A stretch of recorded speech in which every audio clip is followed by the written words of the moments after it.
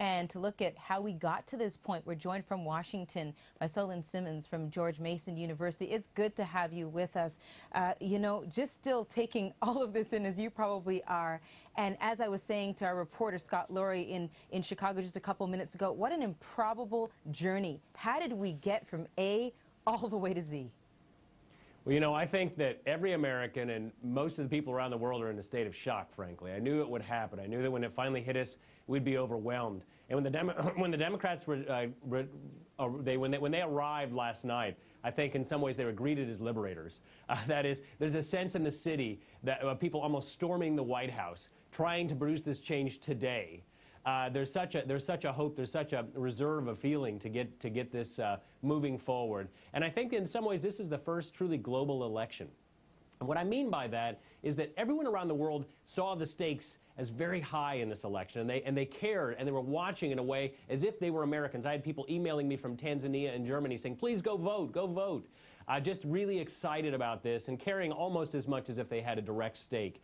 And I think that all this talk about post-Americanism that we've heard and the rise of the presidency go together. They say something which is part of the same story, which is that the world is becoming a global world and it's fitting together. And the American presidency is one of the key levers in that, and it's going to play a big role moving forward.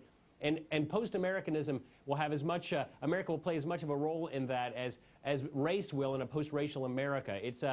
We move through, but we maintain core elements of the past. So it is a tremendous moment, historical on so many levels. Is the challenge now, Mr. Simmons, to govern the way he ran? I think so. I think that temperament, that calmness, that moderation that he brings is what people are looking for, and people have very high hopes. And you know, we've been talking about what a disaster the country's in, the 2 wars, a Great Depression, the deficits as far as you can see.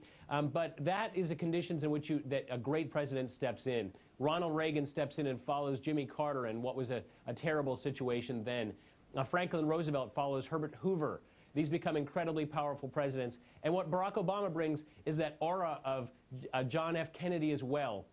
So and to say nothing of Martin Luther King. And I was reminded that the I Have a Dream speech opened a rupture in the fabric of America. And we saw last night that this was part of the American dream, that Barack Obama realized that this was a dream unfulfilled, and it was but ultimately a single dream. And what an amazing thing. And when relationships transform like that, between the races, between nations, everyone wakes up, and we're now waking up this morning, and it is a new kind of morning in America. A new kind of morning, indeed, and a theme of uniting America, something that he delved into at the Democratic Convention years ago and continued right through the primaries and right through this campaign, that there is only one America coming together, friendship.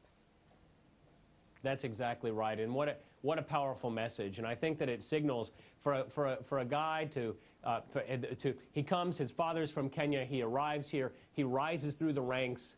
All African can claim him, Indonesia can claim him, the world can claim him and can recognize themselves in him in a way that they never could with George Bush.